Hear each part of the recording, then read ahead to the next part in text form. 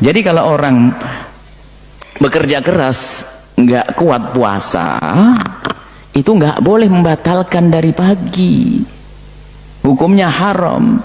Tetap saja dengan kerjaannya tukang becak atau yang lainnya tukang batu, dari pagi malam sudah sahur, pagi niat puasa. Jika di perjalanan yang nggak mampu baru batalin. Kalau dia batalin dari awal nggak boleh. Ini ngatur Allah, kurang ajar kepada Allah. Bisa saja bosnya ngomong, hari ini kalian tidak usah kerja, dibayar, tetap dibayar. Loh, terlanjur nggak puasa saya, ayo mau gimana dia?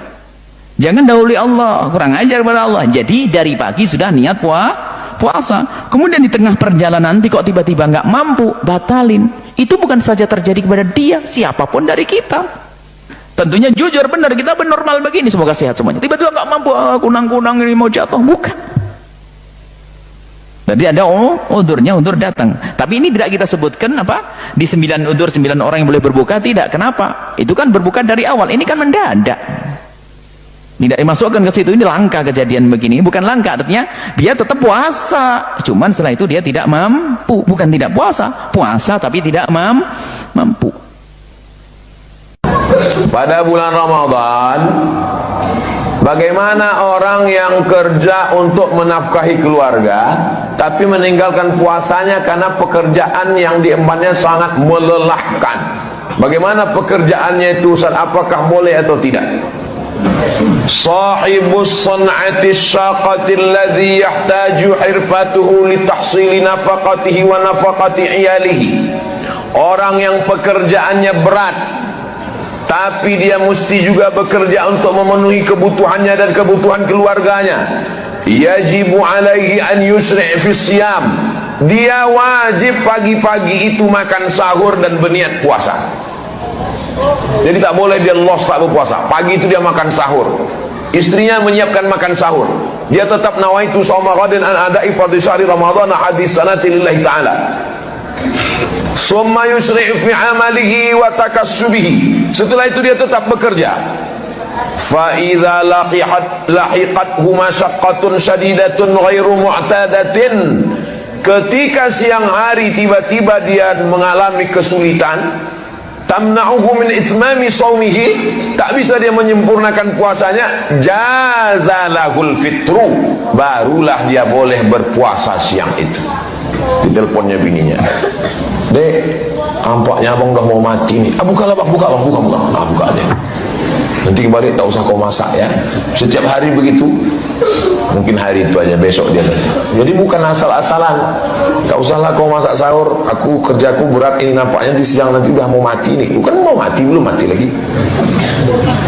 Ini Ustaz ambil dari mana ini?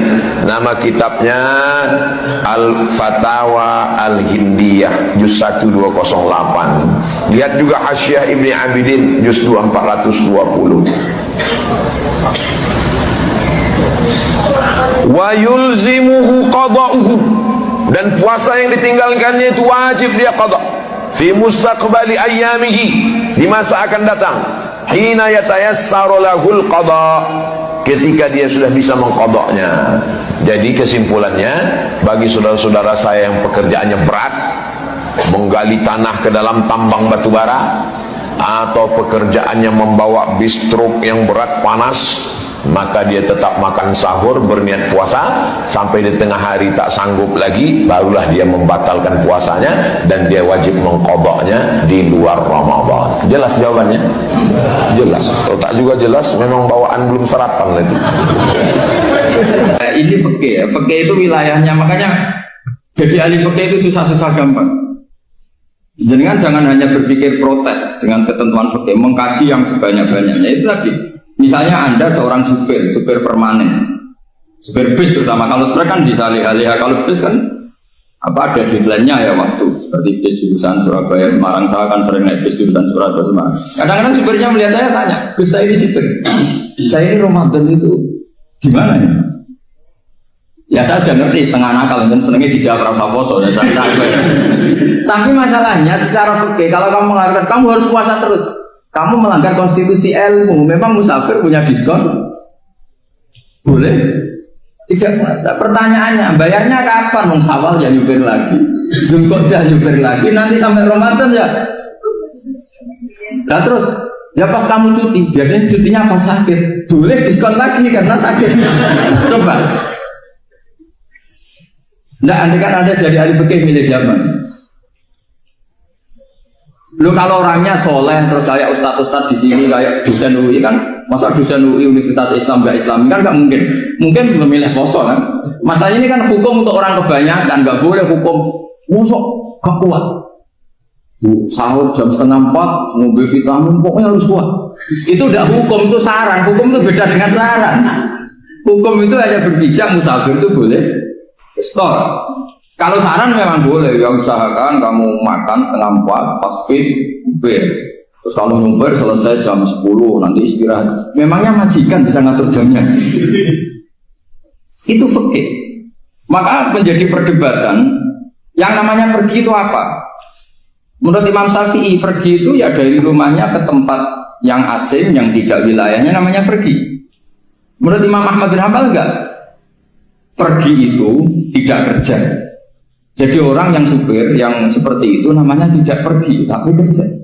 Tanyakan ke publik, misalnya jenengan ke UI, istri kamu atau suami kamu, ditanya, istri kamu kemana? Kira-kira jawabnya bilang pergi jalan-jalan apa bilang kerja? Kerja. Makanya kata Imam Ahmad bin Hanbal, mudi musafar atau orang yang berprofesi, yang profesinya memang harus pergi, kayak traveling atau supir, maka itu namanya tidak pergi, namanya itu kerja. Karena apa? Sekali distatuskan pergi, maka ikut status yang dikatakan Allah dan Rasul, dapat diskon, boleh tidak puasa. Maka terus kita